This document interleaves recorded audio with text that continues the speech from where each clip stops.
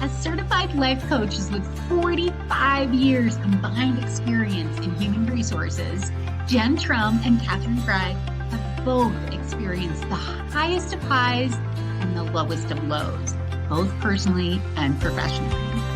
What they both know to be true is this: our mental, physical, and emotional health are the essential building blocks in order to thrive and shine in the field of HR. In a first of its kind podcast, we'll be getting real and we'll discuss and share what has contributed to both our success and struggles, with the goal of inspiring women around the globe to stand tall and take the necessary action to both thrive and shine in HR. Here are your hosts, Jen and Katherine. Well, hello, Jen. Hello, listeners. How are we doing on this fine Thursday? We're recording live for the first time in a long time. It's October 3rd, 6:45 Mountain Time. It's 5:45 where Jen is on the Pacific Coast. Episode 33. Yes. Did you get the number 3? Is there a better number? Is there a better number? I don't know. I don't know. So we are live. I am looking at our streams. It looks like, Jen, we are live in the Women of HR Support group, which is fantastic. Looks like we are live Instagram. It looks like a lot of mine didn't work, so I'm just going to have to repost this, which is fine. Jen, oh man, listen, I mean, we know that the keys, the like RTMBM keys, whatever the software keys, it's difficult. It's difficult to post live. So we're definitely gonna make it happen for this next round. How are you doing? How's your week been? It's been a little bumpy, but that's okay. I feel like it's been one of those weeks that have really tried me emotionally, and yet has really challenged my curiosity. Yes. This subject today I'm so excited about because I think we all, I think, have such an opportunity sometimes, especially when we're really challenged with wild circumstances, to lean in, become a little more curious. So yeah, that's been going on everywhere I look, everywhere around me at work, everywhere around at home. It's just been like, oh, this is new. This is different. A lot of that going on. That's really, just required me to slow down a little bit and just pay attention to some of the details that maybe I would typically miss. So all is good, but definitely I feel a little bit more on the jittery side than I think I normally would be. So I'm like, okay, just hold on. You're going to be fine. Yeah. I mean, and that's what I love about our podcast. We are completely open about our emotional and our mental health on this podcast. Yeah. And our jobs in HR take their toll, and it can have a ripple effect into our personal lives and vice versa. And we're not here to say, like, do it this way so it's easy, because it just isn't always easy. But what can we do, right, to do better, be better, feel better, all those types of things, especially when life gets tough and going gets tough. So good for you. I love your advice. And it wasn't even advice, but I'm taking it as advice. Slow down and pay attention to the details. I love that. That was episode's done. We're out of here. Well, definitely, when the what is starting to hit the fan, I've really noticed that that's typically when everything starts to go really fast, like everything, you're in hyper mode. Yes. And if I can take a moment and slow that down a little bit, it's really important for me. Absolutely. That's something I've noticed over these last few years, is like, all right, slow down a clip, just 100%. Take a minute. And so that's where I'm at. I feel like I'm in a little bit slow motion right now with everything else around kind of being in chaos. I'm like, I'm just like, I'm even thinking back to our recent podcast where we talked about the difference between reactive HR and responsive HR. And Yeah. when we're reacting to the storm. We're reacting to Hurricane Helene. Yeah. We are sort of allowing for that craziness. We just dive right in, as opposed to being responsive and staying in the eye of the storm and Mhm. letting it just swirl around us, but just slowing down. And I think about when managers or leaders in our organizations come to us and say, I need to fire this person right now, right? I mean, that just, when somebody comes in hot, that's when we need to slow down. So I Yes. just think it's really interesting, because anytime we're trying to move quickly, I think that is our cue right then Yeah. that we Yeah. actually need to do the opposite. And Yeah. it very much aligns with today's podcast about curiosity too, which is going to be so fun. So, Jen, curiosity, we're episode 33. Curiosity, the number one HR leadership skill you must master. Do you think it's the number one skill? I'm curious. Do you agree with the title of our podcast today? Oh my gosh. You know what? Like I hadn't thought of that before you asked the question. And so I'm like, oh, I mean, there are so many skills that are important to master, but I would definitely say curiosity is going to be in my top 3 to 5 for sure. So Whoa, I'd have yeah. to spend a minute, but and curiosity to me is so much about that taking a moment and really acknowledging that I don't have all the answers, and that's okay, right? Like I think that so often, especially in HR, and we've talked about this Oh, before, yeah. there is this sense of I can't let them see, I can't let others see that I may not know it all, like I don't have it all. And Yeah. so what I think is one of the most powerful superpowers that I've really accumulated over the past few years is to be able to say, I don't know. I'm not sure. And to be able to do so in a way that is, it's not a big deal, right? Mm-hmm. It's not a big deal because I care to find it. I care to like see this through. It'd Yes. be one thing if I don't know and I don't give a F you, right? That would be one thing, but that's not what we're talking about. And so Mm-hmm. yeah, so I think, the curiosity that I've gained over the last couple of years is to really be able to say, if there's a difference of opinion, if there is a disconnect in some way, what does it hurt me to just lean into it, to ask about it, to Yep. understand a little bit more? Yep. Is that really going to hurt me?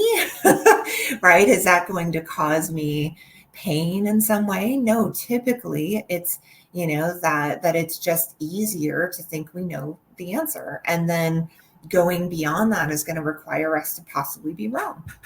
Yep. So, yeah. So it gets nuanced, right? It can get so Yes. nuanced because it requires us to like step outside of our ego and do all these things. And I know we'll Yes. probably get more into as we go into the questions today. So I Yeah. think it's just a matter of starting from a place of I don't know it all. And therefore, in order to at least make an effort, I have to lean in. Yeah. That's what I got. How about you? I think that's huge. And I want to highlight that before we dive into the questions. I love this because I have so many, when I teach HR Empower Hour every single Tuesday, and with my one-on-one coaching program, I find that so many HR professionals struggle because we feel like in this instantaneous world, in this instantaneous society, we have to give answers right away. And if we don't, then we're not actually the HR expert. Mhm. And we judge ourselves, and we are guessing at what other people are thinking of us when we don't give the answer on the spot. And so I help my clients with this all the time. What you just said, it's Yeah. slow down. It's okay not to have the answer on the spot. Yeah. And one of the techniques I use personally is to say, I want to make sure when I answer this question that you've just asked, I want to make sure that I understand the question to the fullest. So there comes the curiosity, because I usually follow up with a lot more questions just to make sure I understand the question. But then I ask permission. I really want to make sure I give you a solid, comprehensive answer. Would you mind if I took some time? to really think this through, work through it. And obviously, this isn't, sometimes we can give very, if we're answering a question about Title VII, what's covered under Title VII, we can probably rattle that off. But if you can't, that's okay. It's okay to say, you know what? I don't want to misspeak. So let me do a little bit of research and get back to you. It's absolutely okay, because then they trust you to be the human resources professional. You're going to be resourceful and find the correct and accurate answer, right? So I don't know. You just made me think about that. And to take it even one step further, I am doing work. I've been working in Southern Colorado for, I don't know, the last almost 2 years now. And I've started working with a new municipality. And we were actually live. I don't know if you, like, town councils are recorded live. I'm sure this happens in large municipalities as well. But we are live. We are being recorded. And I was getting hammered in such a good way with questions, because I was the HR professional that they had brought in to help with the mediation, but also now I'm recruiting for the highest level position in their organization. And they were firing questions at me. And the first couple of questions, I was hitting right back with answers, right? I wanted to be the expert. They're paying me a lot of money. It was recorded live. The whole community's watching. And slowly but surely, I started taking my own advice and just slowing down, right? And that's where the curiosity of, okay, where's this question actually coming from? I think that's another thing that we tend to lack, that curiosity in ourselves, but also that curiosity of, why is this person actually asking this question? Is there a question underneath this question? That type of thing. So anyway, totally off topic, but not really, because it's all about curiosity. Okay, so Jen, most of our listeners already know this, but you and I take turns preparing these questions. So this week, it was my turn. I'm so excited to ask these questions. Not going to lie, used a little chat GPT because I was like, ooh, I want to spice it up this week. So right on. Jen, I know, right? Why do you believe curiosity is essential for effective leadership in HR, in our chosen field? Oh my gosh. Yeah. I think it really comes down to when we can start stripping away our ego when it comes to how we are perceiving a situation. So to be human is to judge it, to one of the things humans do just naturally is to look at a situation, to, kind of take from what we see the circumstances to be, and then make a best guess assessment, right? These are the things that are constantly just happening within our brain without us even thinking about it. And I think what ends up happening is as soon as we come up with that answer, deal's done. Right? The deal's done. My brain already, kind of fabricated whatever it came up with. And now I'm solid. And the problem with that is that we've never really been given the skills to question that. We've really kind of been left to our own devices that those initial assumptions that we're making are accurate and they're truth, right? Yep. And so the problem with that is that it's not often, right? I don't remember the statistics and I was going to look it up, and today has not been the day where I ended up doing any homework. So I literally am going on the fly here with all love this, Jen. Yes. But I know that the statistics are right there that basically says that, when we are faced with circumstances, my gosh, my brain just drew a blank. It's been a long day when we're faced with the circumstances. Yeah. So the challenge is that we have to question ourselves, and questioning ourselves is not comfortable because our gut instinct is to believe what our first story is. Oh, yeah. Yeah.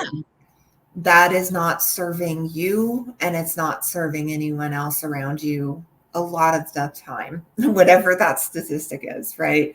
And so that reality of, that being something that has been a misunderstanding in my own life has then challenged me. And then the coming up with that truth, right, is one thing, but it's a whole other thing to take that truth and then say, okay, what are you going to do with it?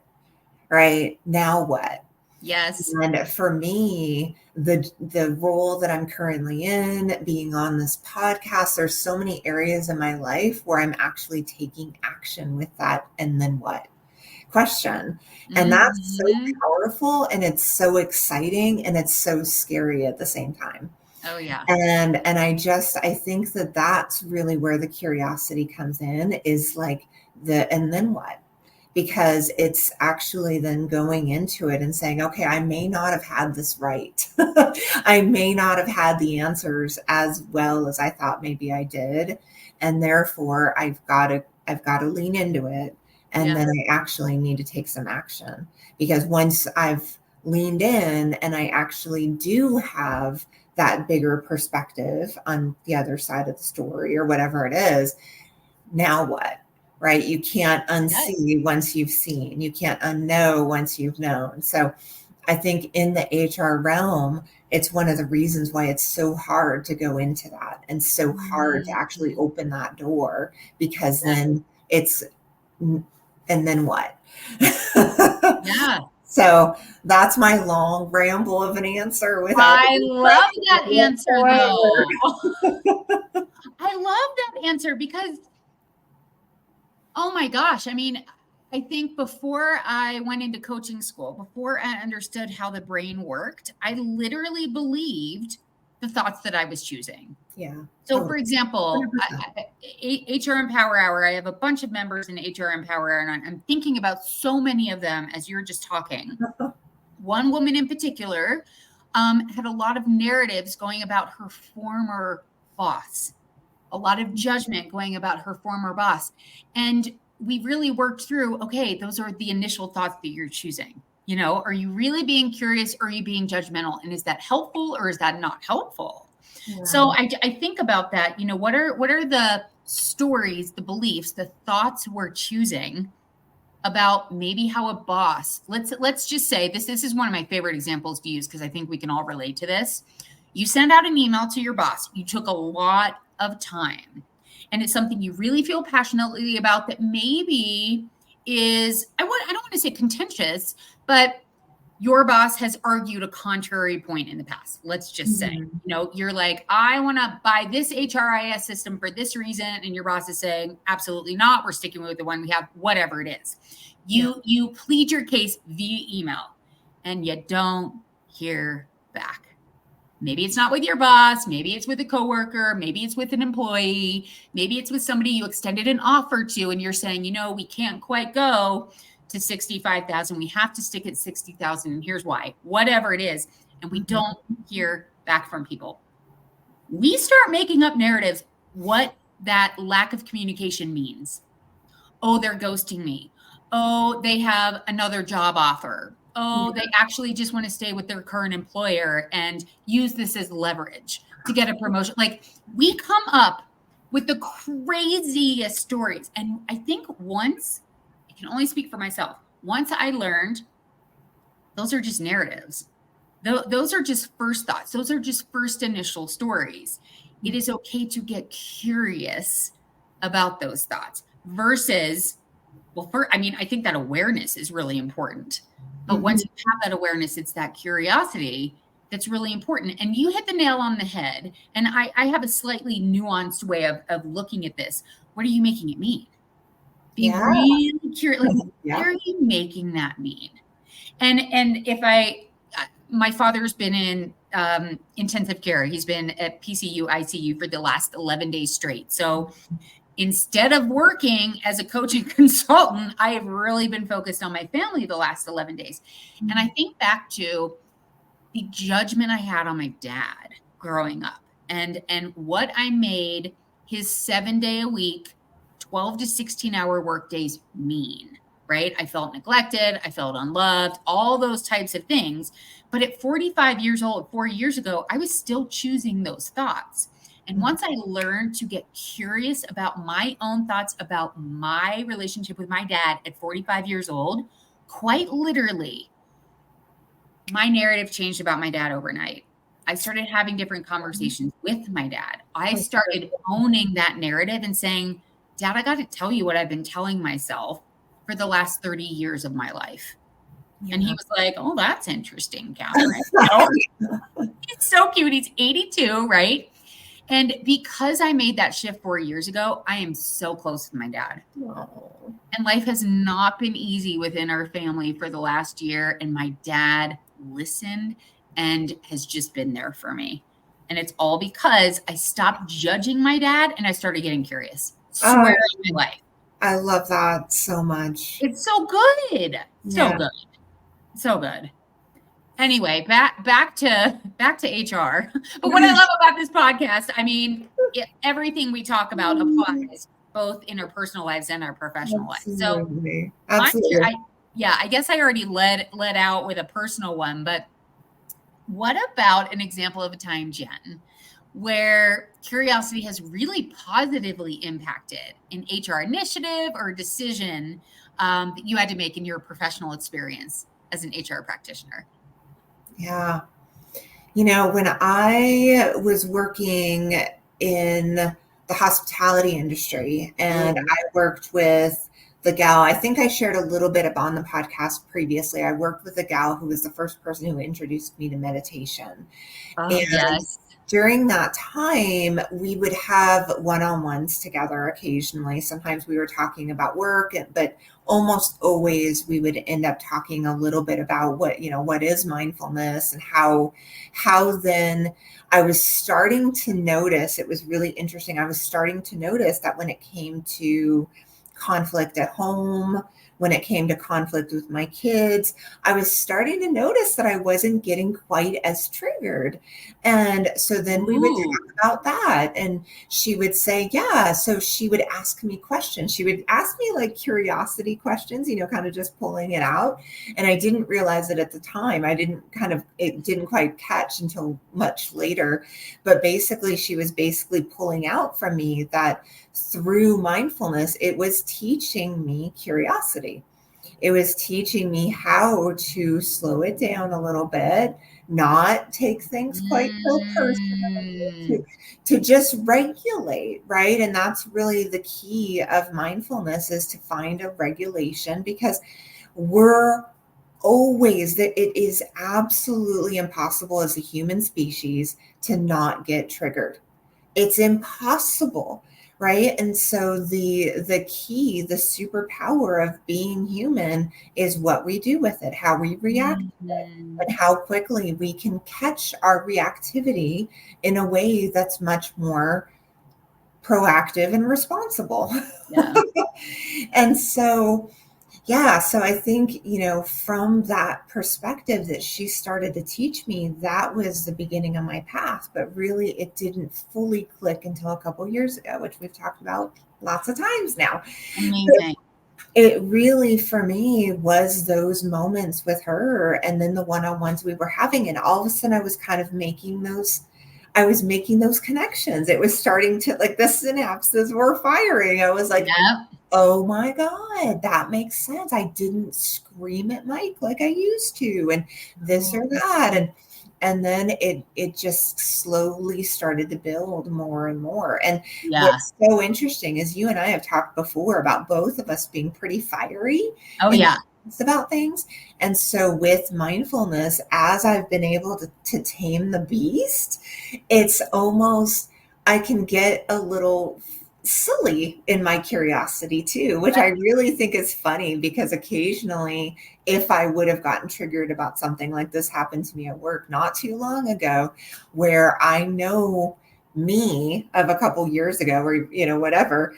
And so something happened where I started just giggling, and one of the managers was like, well, what's wrong? And it wasn't the manager who, would have upset me. It was somebody who wasn't in the room, but I just recognized the trigger that I no longer have. And it's kind of, wow. it can be just fun, to have that happen and to be like, oh, bless my heart. Yeah. Like, I can totally like see how I'm no longer triggered in the same way I would have been.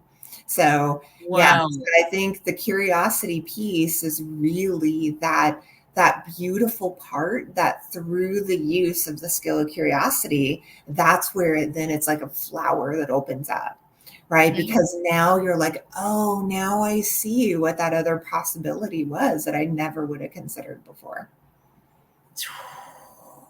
That is so good. It's so good, especially as we talk about our mental and emotional health.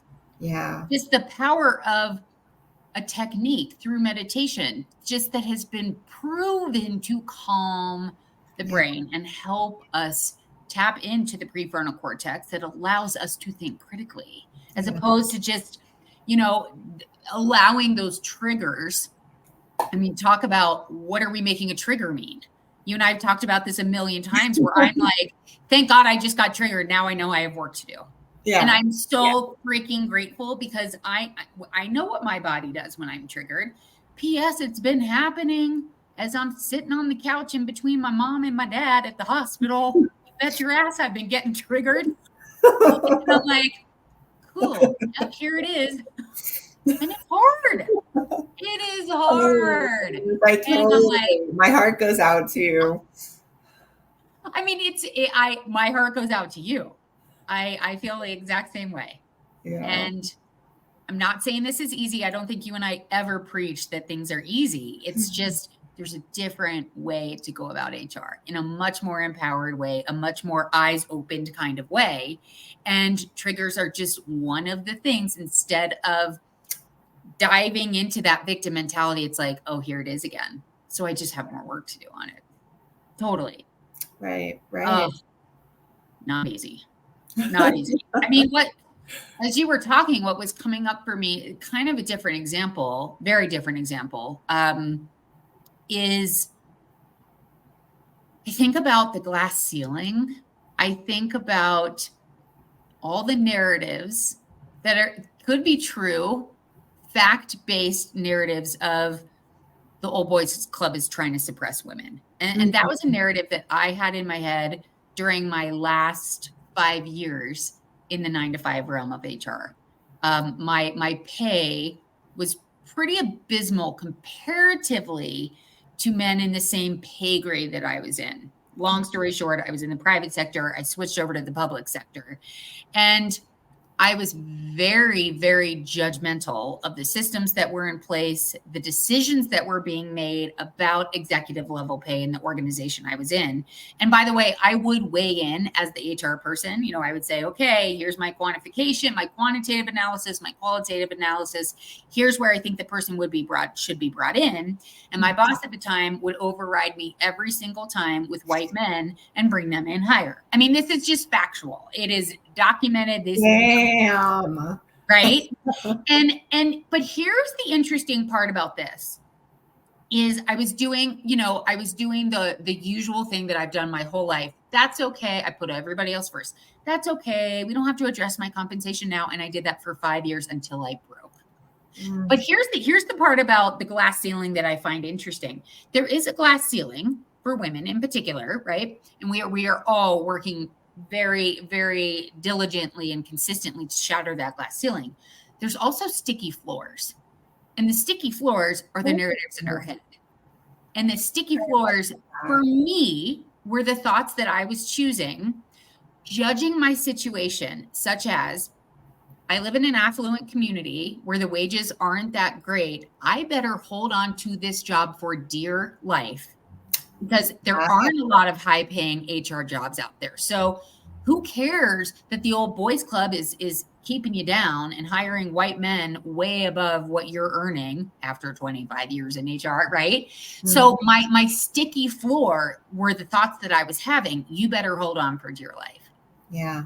And once I started getting curious about that thought, why am I choosing the thought of hold on for dear life? It opened up all new possibilities. I ditched the 9 to 5 world. I started my coaching and consulting business. Oh my And gosh. it's okay to like money as women. It is okay to like money. And I have made so much money through just delivering so much value to HR professionals all over the world, truly, that I can't believe I once settled for the thought of you better hold on to those, low six figures. Hold on for your dear life. Because my income now is like I've blown that up.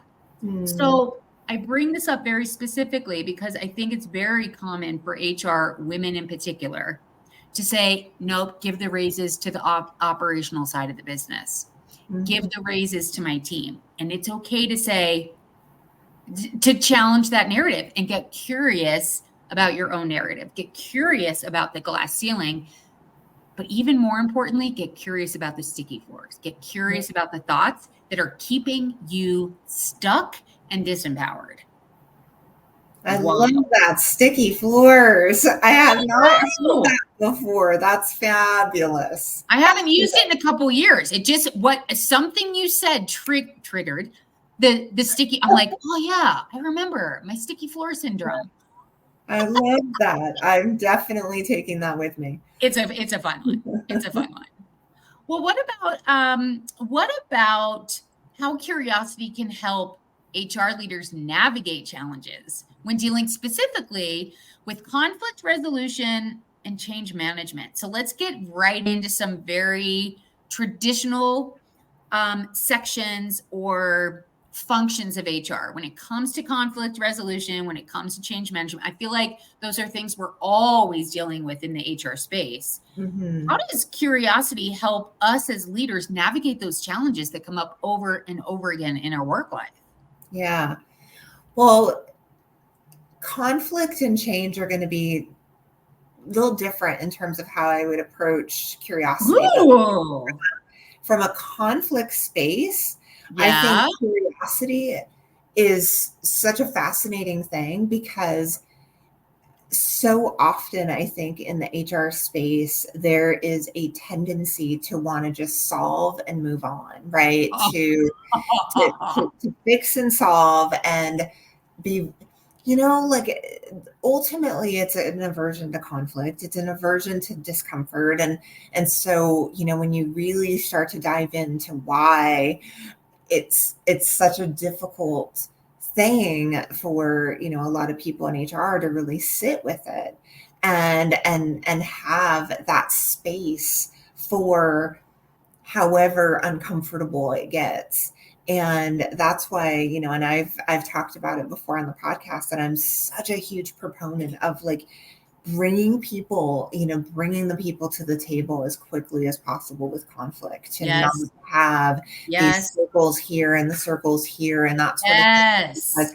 the transparency is everything when it comes to trust and safety. It's everything.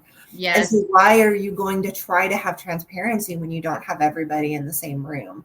And it's amazing, company to company to company to company that I've worked for throughout my career, how often that happens, because people were like, well, I'm just not really comfortable, maybe talking Yes. to them about it. And it's this discomfort of the conflict. And it's Yeah. like, I totally get that. And so I have become pretty darn skilled at really helping people through that, in order Yes. to recognize that the only way we're really going to get to the heart of this is to be able to have everything out on the table. And Yes. and and so then that requires me to help them understand why we need more curiosity, and that you just can't get to the heart of that with it half baked. Yep. I could not Right. agree And more.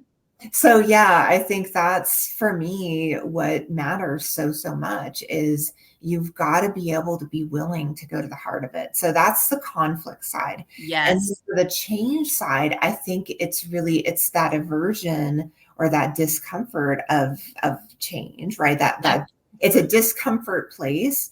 And from that, it's really about like pushing to kind of push through whatever obstacles are causing the discomfort and causing the hesitation.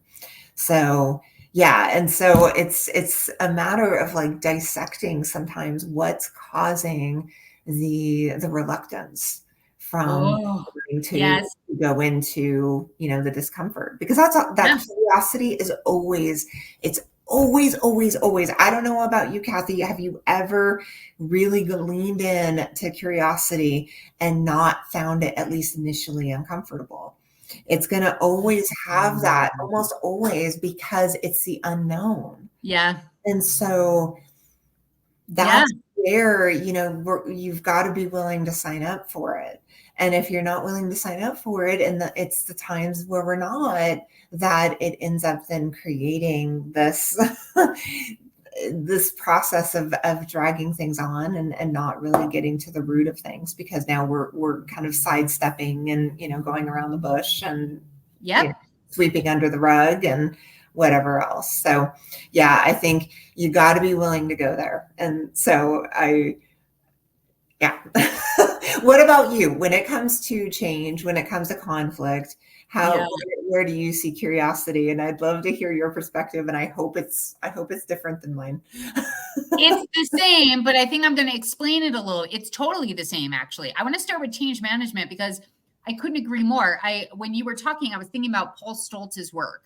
Mm, Um, and I'm not going to remember the name, but he has done so much work on adversity. And his work shows that some humans have a stronger inclination to avoid adversity, avoid change, mhm, um, versus some people really harness it and they welcome it. And you hit the nail on the head when you said you have to figure out why somebody is in that avoidant mode, right? They're so reluctant to change. And mhm, that's the whole point of that skill of curiosity. right. And what fascinates me so much is, it's not necessarily one or the other. It's not just avoidance and just harnessing. There's a whole scale in between. There's coping, there's managing. He's got this 5-tiered scale. I don't want to go too much into it. But I just experienced this with an organization that I was hired to be their interim town manager. We called it a town manager transition consultant because the town manager was leaving. The mayor, I had met her. I'd been working with this organization for a while, and she said, "Would you consider stepping in at the highest level of the organization to lead it?" And I said, "Absolutely," because I saw it as such an opportunity to really honestly to just coach all the time, because I know that that's what really generates really powerful results. And I was thinking about Paul Stoltz's work. I was actually doing a director's retreat as this announcement was being made in the company. And there were directors, this huge change, right? This beloved town manager was leaving. And some of the directors were very gracious. They didn't want him to go. Everyone really, really loved this person. And there were some people who were like, don't want you to go. And I really respect your decision. And more in the, I wouldn't say harnessing necessarily, but immediately accepting and providing support and looking ahead and saying, okay, what do we need to do to keep this momentum going that we have built to be a world-class organization, right? We've Mhm. got somebody leaving who's very instrumental, provides that leadership. How do we keep it going? There were other people on the end of that, that I don't know. I don't know what you call it. I'm thinking of like a xylophone right now. That's not even the right term. You know what I'm saying? Like on this other, what's that? Like a spectrum? Like a spectrum. Okay. Exactly. Okay. And just all the way over here in this denial, this Oh, yeah. avoidance, and also low emotional intelligence. Yeah. Just not aware of how detrimental that avoidant behavior, that resistant behavior was, Mhm. especially when you're a director. Mhm. But I think what is so unhelpful in those types of situations where your leadership is changing is to come in hard with judgment. Mhm. Why are you crying all the time? Why are you so upset? That type of thing. And we do that. We judge, and that judgment comes from fear. And I think that fear is just so hardwired in us, in our amygdala. We've talked so much about this on the podcast. And I think being curious, being that HR leader, when you are experiencing turnover in your organization, it's really paramount to be curious about why people are leaving, why people are responding to people leaving, and Mhm. just lead with that curiosity. And it's absolutely a skill. And I Mhm. love, Jen, that you said you really sort of mastered it because you've had a lot of experience. And I think you said you had more, more mastery when it comes to conflict resolution. You practiced it. You practiced the skill of curiosity. And I love that. Mhm. So I love that. Yeah. Um, I know I only answered the change management portion of it, but it was kind of a long answer. Well, in terms of conflict, though, do you see curiosity kind of show up for you? I mean, how does it show up for you when you are, because you do mediations and Oh, things yeah. pretty Oh, often. yeah. How does curiosity show up for you as mediator? I mean, as a mediator, it really helps me check any conscious or unconscious bias that comes up. Nice. It really does. And it's so funny because in HR Empower Hour today, we do coaching on Thursdays. One of the women, she's out in California. She just went through an investigation workshop. She and I are kindred spirits. We Hmm. love workplace investigation. She went to go get certified. We all know California has its own, I mean, it's its own beast, right? Yeah.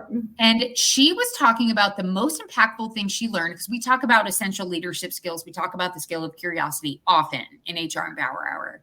And she said, leading the witness.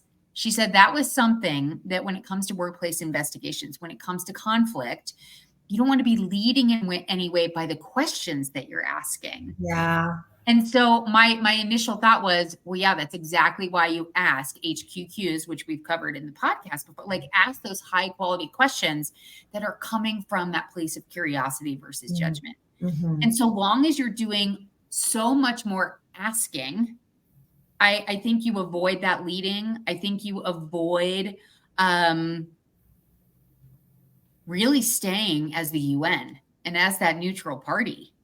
And I also think something you brought up is when it comes to conflict resolution, I wrote down 3 words: choose your hard. And here's what I mean by choose your hard. I think when there's conflict, and you were talking about avoidance, Mm-hmm. and you stick to that narrative, that judgmental narrative of the other person, or even as HR. I mean, maybe you're like, ooh, I don't want to deal with this. I think it's going to be hard either way. So you got to choose your heart. And do you want it prolonged over months of time because you're sticking to this narrative? Or do you want to get curious about the situation as the HR practitioner trying to resolve it? Do you want to teach that skill of curiosity with those 2 people who are in conflict? I'm just assuming, using a generalization. It's usually between 2 people. Mm-hmm. And do you really want to prolong it and live in conflict? Or do you want to get curious and help the other people get curious about one another? It's going to be hard. That is a hard thing to do, to sit as an active listener when your brain just naturally wants to judge and judge and judge and judge and stick with that negativity bias. Yeah. So it's going to be hard, but I promise you, if you address conflict, Jen, just like you were saying, address it quickly. Do not sweep it under the rug, because it's going to be hard, but may it be harder for a shorter amount of time. Yeah. Because chances are you're going to see the humanness in the other person. And once you see that humanness, you can't unsee it, just like you opened up this episode with, right? Yeah. And I think that's just so, so powerful when it comes to conflict resolution. It's just like, sit in that curiosity. And you will probably see things you never expected to see. It's one of the coolest things I think about coaching. Yeah. When I'm just sitting in pure curiosity, my clients, hour after hour, day after day, I am blown away by their answer, because I'm not anticipating an answer. I'm not sitting in judgment. I'm truly curious about what's going to come out of their mouth. And sometimes I'm just like, never saw that one coming. And that's when I know I'm sitting in true curiosity. Yeah. True curiosity. I'm not thinking, oh, what's going to come out of their mouth. I'm just like an open slate, Absolutely. I agree 100%. I think it's not even a probably thing for me in terms of like really being Oh, blown away by having the willingness to be curious. It's an always, there's oh, always things I'm learning. It's just, it's fun to have a mindset of curiosity because it can be a real joyful thing. And you don't have to attach yourself to that then meaning anything about you. And I think that that's one of the things that as humans we do way too much is we cause sometimes these judgments that we feel like others are making or we make of ourselves or whatever to actually then, mean something. And yeah, yep, so I think the process of becoming more curious, I think, can help release that because none of that's real. None of that's really real. It's really just all these stories that we have to release, and through the process of curiosity, we can learn to do that. So totally. pretty amazing. Yeah, I think about my clients who've been let go from jobs and what they've made that mean. And when they continue to judge themselves, they carry around that shame. When they judge the person who let them go or the organization, you literally are carrying that around. And I just think about like that 25-pound weight at the gym, and you're carrying that around, and that gets heavier and heavier and heavier.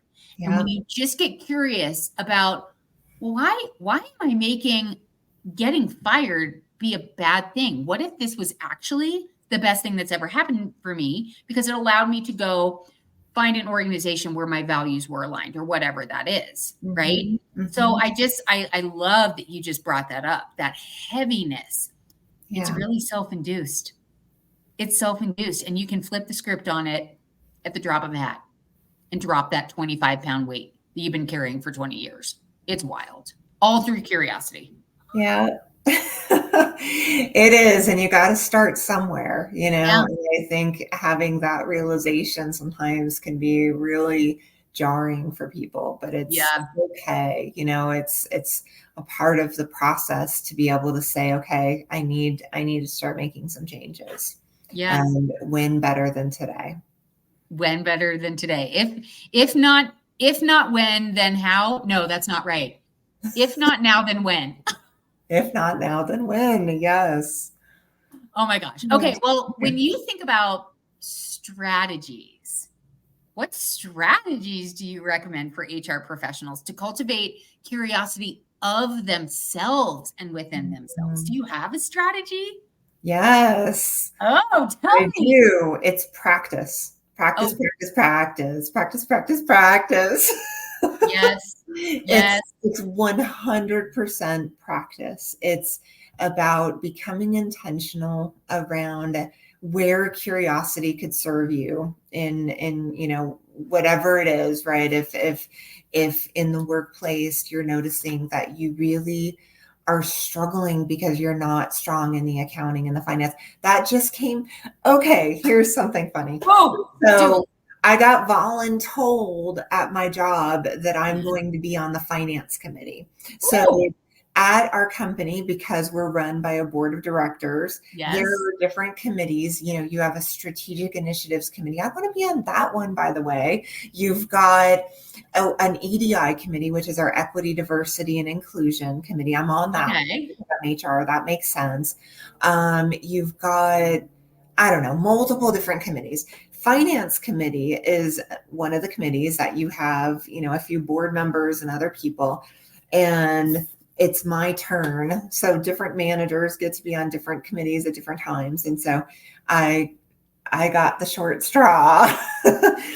But anyway, this committee is challenging me bad. I mean, I went to college, I got educated, but Yeah. when it comes to debits and credits and all of that, it was not my strength. I got a Yeah. B minus. I think I made it through okay, but Yeah. it's not my strength. So my finance manager, I called him up the other day. We were having a finance committee meeting. I called him up and I said, "Hey, Mel, can I come over? Can you spend 15 minutes before the meeting today? And can you just help me with what are the most important things that I need to know that's going to help me feel like I can get through at least what we're going to be going over today, right? Yeah. And he was like that. He was really impressed by that because one, I had no shame. I Yep. had no shame. I just said, I don't know what I'm doing. I don't know what I need to know. Can you just spend 15 minutes with me and help me not feel stupid? Yeah. and and yeah, so not only did I not have shame, but he felt really like it made him feel really good about himself that he was able to like teach me rather than him going into it and thinking that perhaps I know what I'm talking about and he doesn't want to mansplain. So we had Yes. a really great conversation where he was, Yeah. I don't know what you don't know, and I don't want to assume you don't know. So, anyway, I was like so proud of that. And that just happened this week where I just said, pause for one Yeah. moment. Can you help me with this? And boy, am I really happy I did because being someone who does not understand finance very well at all, now I do a little bit more, and at Love least when it that. comes to the co-op, I feel like I'm not a complete idiot. Uh, which you're not, Miss MBA. You can't have an MBA and be a complete idiot. Sorry, doesn't work that way. Well, it was a B minus, so it literally was me not paying attention as fully as I could have. So here I am 20 years later, pretty much practically 20 years later, Wow. and able to pick it up at least somewhat. So, I love that. well, Through what about you? practicing and Like in through terms of asking for help. I love yeah, that. yeah. So what Love about it. you? Well, the practice and the asking for help. So Yep. those are my two strategies. What So about big. you? What are your strategies? I mean, what's coming up is not an HR example, but I'm going to use it anyway because I think we can all relate to this one because I think so many of us, we do judge our bosses and we judge people who are pulling into the wrong parking spot. And right, we judge. It's just what our brains do. And the antidote's curiosity. And again, this is not an HR example, but I think everybody can relate to this one. So my mother and I were visiting my dad, and we stay with my dad in the hospital all day. And we were walking. My mother's handicapped, so we're parked in a handicapped spot. We could actually find one today. That was nice. Not all the handicapped spots were taken. And we were walking behind a car, and I had watched the man get into his car, and I knew he'd be reversing, right? But I assumed he saw us. Everyone has backup cameras, all the things, right? Judgment, right? Everyone has backup cameras.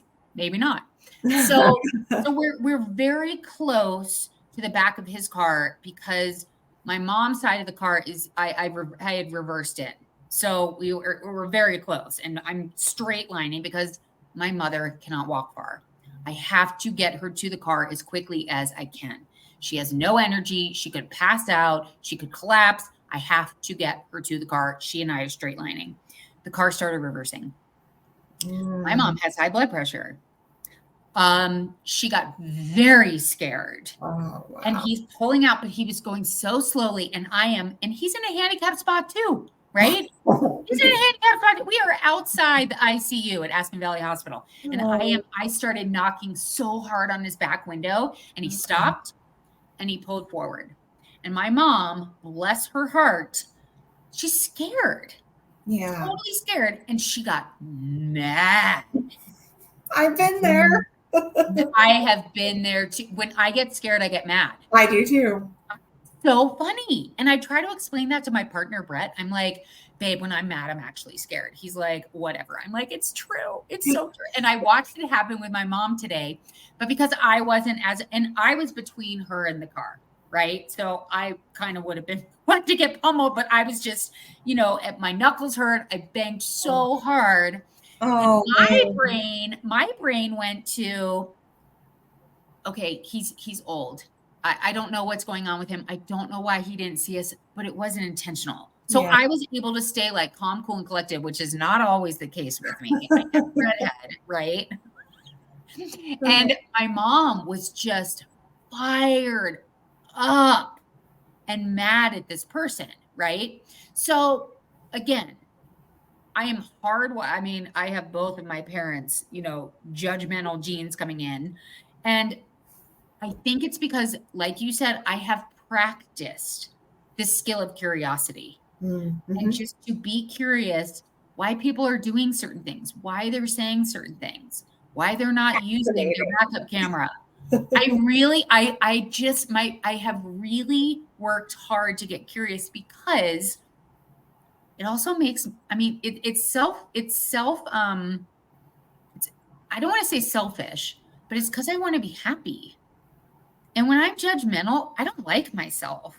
When Yeah. I'm curious about other people at work or in my personal life, I'm just happier. It gives them the space to show up differently versus like, especially if I'm like coming down hard on somebody, if an employee is just late all the time and just leading with that, oh, they're going to be late again today. Well, Yeah. what if they were escorting their handicapped parent and they got hit by a car today? Maybe that's why the employee's late today. And just really leading with that curiosity instead of that assumption or that judgment of why they're late. It's just such a game changer. For me, it helps my mental and my emotional health. Yeah. Maybe that's why I'm so devoted to this practice of curiosity because I'm happier. Yeah. Just I, I I don't know. to everything you said, I would say absolutely yes. And I do think just that from that place of curiosity to have greater awareness of the truth, right? You have greater awareness of what truly is versus the assumption making. And, all of that creates so much anxiety. It creates a lot of angst that we're just not fully aware of a lot. And Yeah. so through curiosity, it can help bring down the angst because now you know, Now right? you We know. don't have to be playing with all of these what ifs and all of that can be cleansed. Mm. Oh, a cleansing. We all need a cleansing every now and Let's again. cleanse through curiosity. That's a good webinar title. Oh, that's a really good one. Oh my gosh. I mean, I know we've talked about strategies within ourselves. Do you have a strategy to help organizationally, like cultivating that skill of curiosity within the organization? Yeah, I really do. My boss and I have been talking more and more, and it's so funny because here's here's where I have to be vulnerable a little bit and say, Oh, I I'm confident in so many ways, but when it comes to like role playing and doing things that get me out of my comfort zone, and it's yep. so interesting the things that get I can public speak all day, every day, Yes. but when it comes to role playing and trying to pretend to be something different, Ooh. I struggle. Oh, And tell me about so my boss has been really talking a lot about some science that he's seen around how to really help with behavior change. And a lot of that has to do with the practicing real time through role playing. that. Yep. And, when we talk about practice, practice, practice, the role playing concept is something that he's really pushing me into, and I'm not comfortable with it, but I got it. I know that it's gonna help. And I think that the idea being that if you really want to practice curiosity, doing so in a role playing type of way when it's non-threatening, it's safe, right? It's really just Mm, getting out of your own heads yep. initially to get over the stage fright of doing something different. But really, if I'm being truly, truly honest with myself, I think there is like some self-protection that's happening Yep. that I just have to kind of break free of. So yeah, I think practicing and doing Yes. so, and that being something that's supported in an organizational environment. And what I have noticed more and more, Mm. especially since COVID, and it's so interesting, we've kind of gone backwards where people are now, not as comfortable with a lot of in-person, meetings or a lot of Ooh. engaging type of team building. I've seen more of a pushing away of that. And that could just be me on the West Coast here in Oregon. But I've seen more of that than I'd seen in the past. And I think it's important to be the change as HR professionals, to be the change around that, to really get people engaging more with one another, and to really try to pull out ways that we can practice curiosity in group settings. That was my long answer, but I love that answer though. It's like being the change you want to see in the organization, yeah, and modeling that behavior. It's just classic. And developing that skill of curiosity on your own and showing people how to do it, whether it's through role playing, whatever that is. I love that. yeah.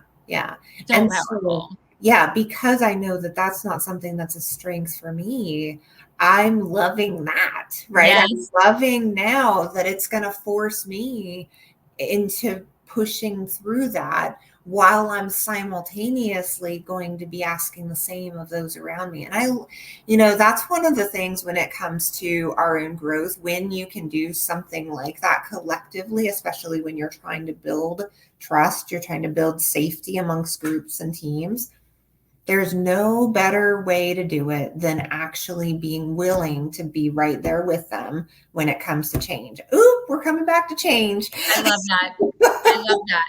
You're like hip to hip right alongside them. Yes, We're doing this together. totally. Yeah. And that, I think there's no better strategy in my mind when it comes to being able to help with organizational change than being willing to find something that you're willing to get in and ride with them on. And so that's where I'm at right now here today, at my work. And so how cool it is to be able to say that I real time am seeing that work pretty, in a pretty incredible way. So, well, what about you? Like, where do you think in terms of the listeners in the organizational setting, where do you see curiosity making an impact? I mean, my answer is a little bit different. It's more scaffolding than a strategy.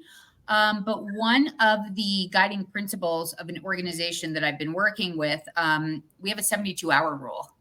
And meaning if there is conflict, if there's judgment going on, if there are two executives who are not able to communicate in a professional way, they're in conflict, they're really, really mad at each other. Within 72 hours, it gives you time to cool off. It gives you time to think about what you want to say, how you want to say it, how you want to present yourself in a very, very curious way. And then within 72 hours, you got to have the conversation and you got to clean it up and you got to fix it and you got to move forward and you have to learn. So the way that it's, in some ways you could see it as like forced curiosity, but it just stops the rumor mill. It stops the judgment mill. It stops really bad behavior in an organization. It stops the gossip. Yeah. Pretty quickly, right? It gives people enough time to calm down. And that was, I personally would recommend more of a 48-hour approach. Well, I was going to ask, I'm like, may I ask why 72 hours? Is there a reason? Yes. I love the curiosity that you've just exhibited. Amazing. It was what we came up at an executive retreat. It was what we came up as collectively, because some people wanted it to be longer. Some people wanted it to be shorter. And we just said, okay, 72 hours. And that way everybody felt heard. So I do a lot of customized coaching. I facilitate conversations. I make sure everyone's heard. And then we come up with the decision together. So that's what worked best for that particular organization. Okay. In my personal life, I mean, with Brett and I, we're going to sleep on it. And then we're going to talk about it the next day. That's great. I think this rule is really reasonable. I mean, what do they say in terms of being able to feel an emotion? If you're really, truly aware, it should take no more than 90 seconds. So if if we really need to sleep on it, I think that's more than fair. Yeah. But 72 hours, that feels a little It long. feels But a little long. I totally get in the work environments, especially for those who aren't quite there yet in terms of how quickly they can get past Yeah. the Yeah. triggers. Yeah. Yeah. Oh my God, I love that. Well, what about one tip? One tip for our listeners that you have when it comes to this powerful skill of curiosity. What would you like to leave our listeners with? One little nugget. Hmm. I think the one thing I would leave everyone with is it is a process, and I think that the biggest thing I would say is to really practice grace around what curiosity brings up for us, because I think why curiosity is so hard for so many is because the truth of the matter is when we don't know it all, when we don't have all the answers, it really requires a level of vulnerability that is it can be really uncomfortable, and it can really start to uncover things that are icky. And so having grace means I'm going to really be curious from such a way that I'm going to detach from the self judgment, the self criticism, Ooh. self blame, all of the things that come up, because I think that truly for me, that's the greatest risk that curiosity carries, is that the Ah. truth of the matter is I'm going to really uncover and see that perhaps I'm really the problem, and Mm. so I think that journey for me has really been about like truly being okay with absolutely anything and everything that comes up.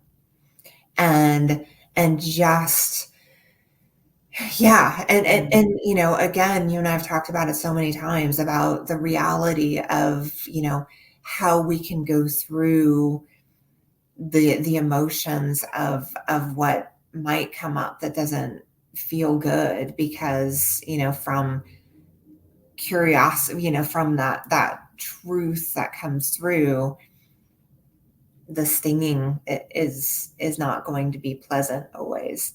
So Mm. yeah, I think it's just a matter of I'm going to bring it back around to grace, because the only way you're truly going to reach the path of finding out who you really are and what this is all really all about, right, is having the grace of being able to be okay with what comes up through the process of curiosity. And that is at work, and that is at home, and that is in every aspect of my life now. It's just something that I'm working through always, always, always. And you too, I know, is, through the process that we've gone, through, this is the continuous calling. Yeah.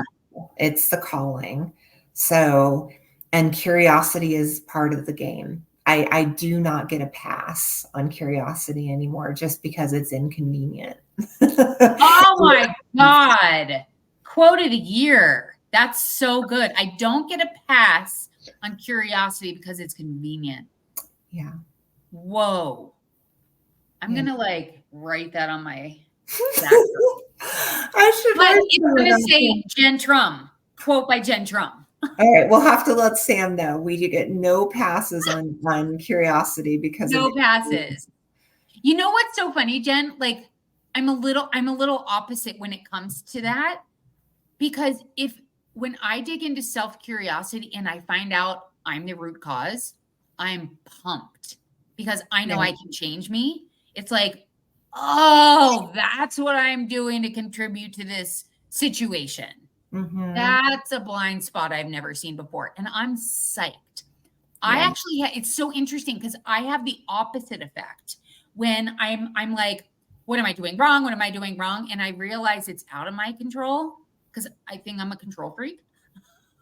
And when I realize it's like, I can't change that other person. I can't change the way they see me. Yeah. You know what I'm saying? Like, I know I can show up as my best version of myself, but If somebody else doesn't have that practice of curiosity or even that knowledge to be curious about the thoughts that they're choosing about me, about somebody else, that's where I get a little, I mean, I feel out of control, and I want to control and I want to fix it. So it's so funny you bring that up because I'm like, oh man, I love it when that happens. I love when it's me. Well, yeah, there's a certain level of freedom that can come from that release, right? Of just letting go. Yeah. But I totally get what you're saying. Like, I think the happy, the happiness factor that we can get from really being able to not have that, attachment over what we can't control. Yeah.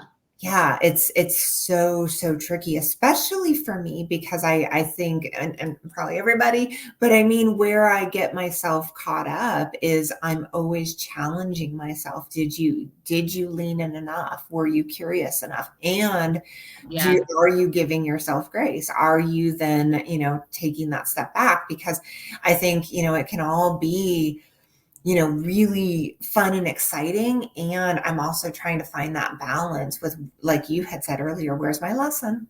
Where's my lesson? What do I have to learn here? And so that's kind of, that going through the cycle and actually being okay with the ebbs and flows that comes through the process of just allowing. Mm. I'm leaving. I'm ending the episode on that process of allowing, because you have had so many gold nuggets in the last 5 minutes. Oh My tip man. for our listeners is to listen to Jen's wisdom the last 5 minutes. If you're short on time, go for the last 5 minutes of this episode.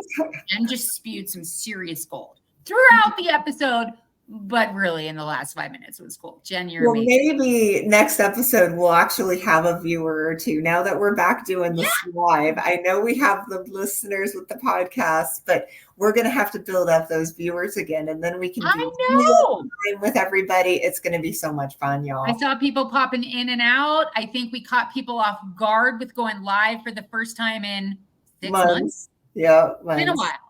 Yeah, I love doing the fun. live. So I'm so glad we're gonna bring it back. And Jen, thank you so much for this evening. Thank you for your vulnerability, as always. Thank you. Thank you for your golden nuggets and your wisdom. And just a reminder to everyone, please, please, please, if you got something out of today and you think it's worthwhile to share it with somebody, please do. Please download, please rate, please review, please whatever. I don't even know the technical terms. All the things and stuff.